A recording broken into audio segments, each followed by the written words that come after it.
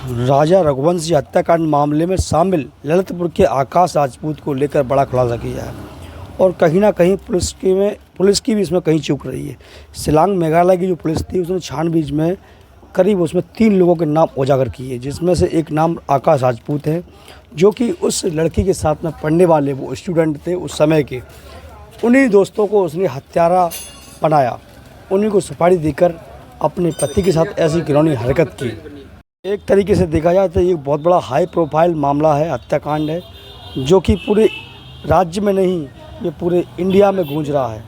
हर किसी के मोबाइल पर जो भी फेसबुक खोलता है, यूट्यूब खोलता है, तो यही वीडियो उसको दिखाई देती है। अब इस मामले को जब पुलिस ने गंभीरता से लिया, शिलांग पुलिस ने कई खुलासे किए। पूछताछ के दौरान ये मालूम चला कि पैसों और लालच में आकर आकाश राजपूत इस हत्याकांड में शामिल हुआ था। उसने 4 लाख रुपए में उसे सुपारी लिए, 50,000 रुपये दिए गए थे। जहाँ से जिस जगह से राजा का शव बरामद हुआ है वहाँ CCTV चेक किए गए, तो ये तीनों दोस्त और साथ में वो लड़की जो उसकी पत्नी थी सोनम रघुवंशी, ये सभी लोग वहाँ इस कैमरे देखे गए। और शिलांग की पुलिस ने करीब 4200 CCTV कैमरे चेक किए थे, तब जाकर कहीं ये मिले हैं। लेकिन यहाँ पर किस तरीके से ये यूपी के गाजीपुर पर पहुंची, किस तरीके से ये घटना के हत्याकांड हुआ, उसके बाद भी ये शिलांग में ये वहीं रुकी थी। उसके बाद इसने अपनी सासू माँ से फ़ोन किया था, तो किस तरीके से उस पर बात है, जो इसका ऑडियो वायरल हो रहा है, उसमें भी कुछ सस्पेंस दिखाई दे रहा है। शिलांग पुलिस ने जब कोर्ट में इसको पेश किया गाजीपुर से ले जाकर, तो 10 दिन की इसको रिमांड पर लेने की पेश की और वहाँ पर पुलिस को 10 दिन रिमांड के लिए उनको मोहलत मिल गई। जब सोनम से खुलासे उससे पूछताछ की तो उसने कहा राज ने सारा जुर्म कबूल कर लिया है, अब तुम अपना बताओ।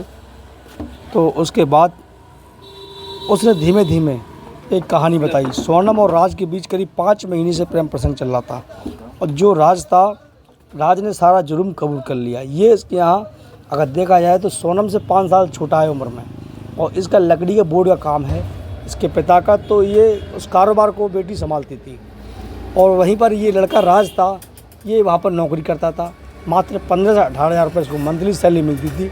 इतना लंबा कोई ज़्यादा पैसे वाला नहीं था, लेकिन ये इसके चंगुल में कैसे फंस गई ये नहीं पता।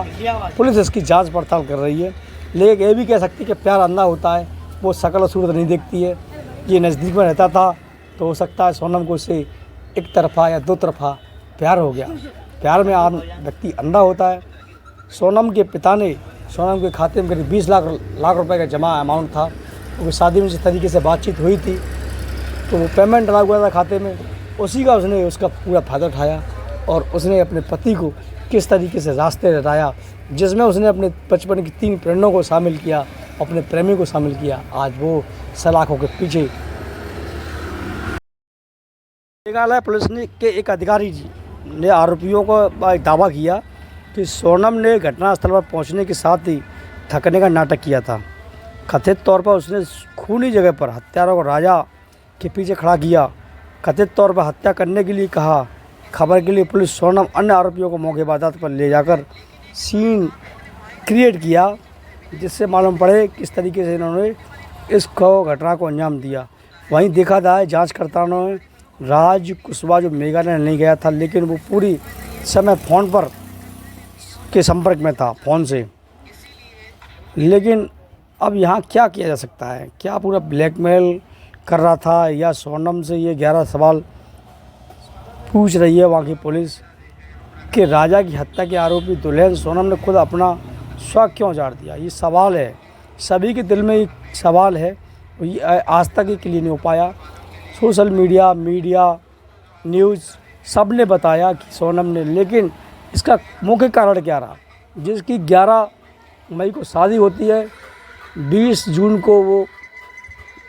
20 मई को सॉरी जाते हैं हनीमून मनाने के लिए, लेकिन यहाँ ये भी पता चलता है कि जब वो शादी होने के बाद अपने घर ससुराल रही तो वो अपने पति के नज़दीक भी नहीं आई, और जहाँ एक दूसरे पत्नी मिलते हैं तो वहाँ अपने वो बॉयफ्रेंड को, राज कुशवाहा को बताती थी, तो वो इग्नोर करते थे। जिस प्रकार से ये कुछ खबर है इन दोनों की आंतरिक उसके बाद वो घर आ जाते हैं, घर भी रहते हैं। 18 तारीख को फिर उनको बुलाने के बाद बुलाया जाता है, लेकिन उसकी माँ यानी कि राजा रघुवंश जी की सास है, मना कर देती हैं कि हमारे यहाँ ऐसा रिवाज नहीं है। यहाँ सबसे पहले सास और ससुर को यानी माता पिता को आना होता है। लड़के को जब चाहेंगे तब बुलाया जाता है। लेकिन तभी 2 दिन के बाद सोनम रघुवंशी एक प्लान करती है हनीमून का। वही मूड बनाती है, वही प्लानिंग करती है, वही टिकट का इंतजाम करती है। इस तरीके से एकदम प्लानिंग बनती है इनकी और चल देती हैं ये मेघालय शिलांग की वादियों में घूमने के लिए। जब इनका 18 तारीख का प्लान बन गया था तो इनकी माँ ने मना भी नहीं किया था राजा रघुवंशी, क्योंकि चलो जा रहे घूमने के लिए तो कोई दिक्कत नहीं। लेकिन प्लानिंग बनी थी इनकी कामाख्या मंदिर पे घूमने की। तो मेरी कामाख्या मंदिर है, वैसे शादी के बाद वैसे तो कोई सास अपनी बहू को बेटे को नहीं भेजते, लेकिन मंदिर जा रहे हैं, पूजा पाठ तो वैसे भी शादी के बाद रस्में होती हैं। तो बनी जाओगे जल्दी लौट के आ जाएंगे, तो चले जाते हैं। जाने के बाद फिर क्या करते हैं, सोशल मीडिया पे ये राजा रघुवंशी ज़्यादा एक्टिव रहते थे, तो अपना इन्होंने फ़ोटो वहाँ से भेजते हैं। फ़ोटो भेजने के बाद अपनी माँ के पास, तो माँ देखती जैसे ही तो माँ कहती है बेटा गले में सोने की चैन वगैरह ये क्यों पहने गए हो।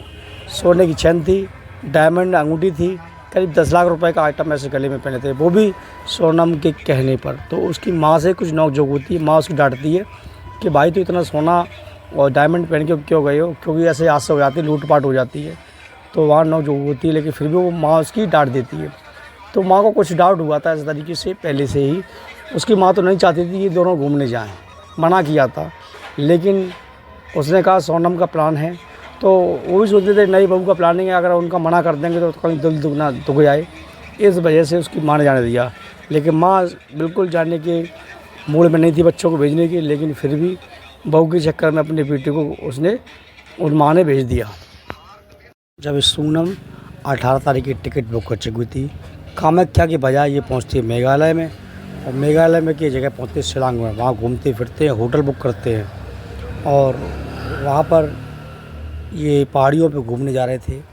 23 तारीख की बात थी। तो उस दिन एकादशी का कोई व्रत होता है। इनकी सासू माँ का फ़ोन आता है, यानी कि राजा की माँ का फ़ोन बहू के पास पहुँचता है। तो वो कहते हैं चढ़ाई बहुत है यहाँ पर। इसका भी ऑडियो काफ़ी वायरल हुआ था और सीढ़ियों पर चढ़ रहे हैं, नेटवर्क यहाँ कम आते हैं, इस वजह से बात हम बाद में करेंगे। इस तरीके से फ़ोन पर बोला है और ये इसकी प्लानिंग पहले से ही थी। ये प्लानिंग उसने सडनली नहीं की है, ये इसकी शादी से कई महीने पहले प्लानिंग थी। इसलिए 2 फ़ोन यूज़ करती थी। एक फ़ोन से आम सभी लोगों से बात करती थी और एक फ़ोन था जो उन्हीं लोगों से बात हो रही थी जो इसके पति के हत्यारे थे। करीब 3 हत्यारों को उसने भाड़े पर वहाँ पर बुलाया था। वो जहाँ ये होटल में ठहरे थे उससे करीब 1 से 1.5 किलोमीटर दूरी पर वो लोग ठहरे हुए थे। किलर थे, उनके लिए उन्होंने अलग सिम ले रखी थी, जो कि सिम ये 2-3 महीने पहले ली थी, और घर वालों से बात करने के लिए अलग सिम थी जिस पर बात करती थी। अब तय होता है पैसे के लिए 20 लाख रुपए में, पहले होता है 10 लाख रुपए में रास्ते हटाने के लिए। लेकिन जब वो तीनों लोग इससे मिलते तो खुशी होती है, भाई हमारे क्षेत्र का कोई व्यक्ति मिल जाता है, क्योंकि मेघालय में भाषा अलग बोली जाती है और उत्तर प्रदेश की भाषा, MP की भाषा हिंदी बोली जाती है, तो लोग आसानी समझ जाते हैं। तो वो कहते हैं चलो अपने क्षेत्र का वासी अगर वो मिल जाता है तो उसके साथ में थोड़ी खुशी होती है, फिर साथ में घूमने का मौका मिल जाता है कि चलो वहाँ हम भी जा रहे हैं, तुम भी जा रहे हैं। तो इस तरीके से वो उससे मेल मिलाप हो जाता है, बातचीत होने लगती है।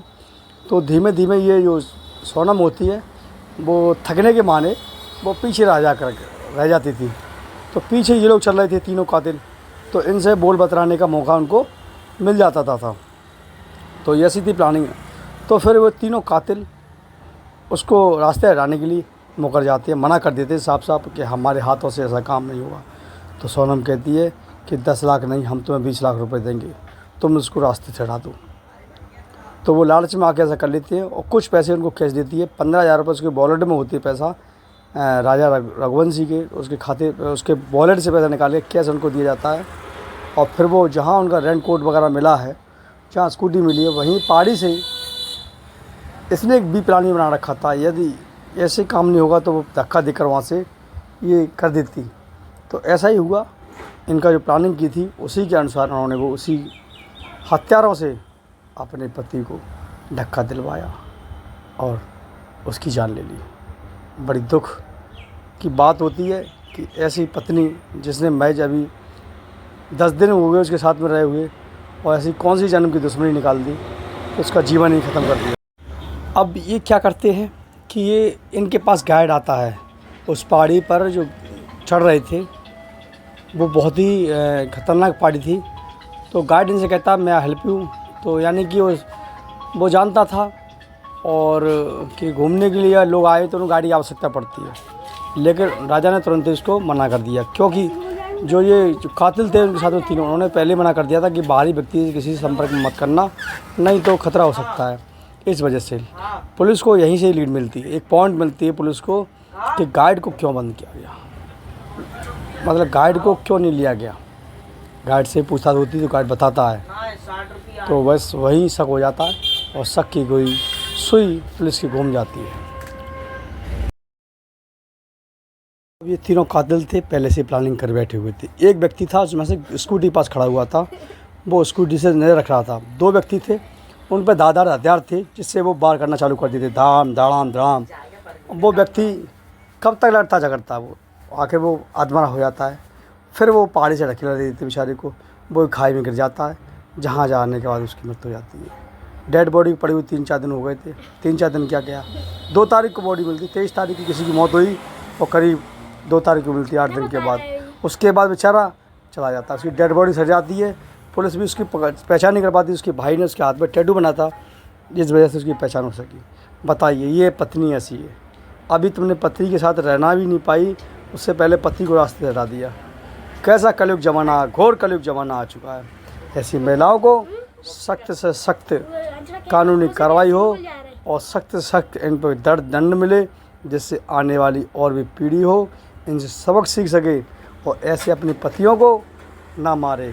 ऐसे देश के अंदर बहुत सारे मामले हो चुके हैं, जिसमें से इस मुस्कान का है, एक यादव का है और तीसरा ये है। देखिए दोस्तों।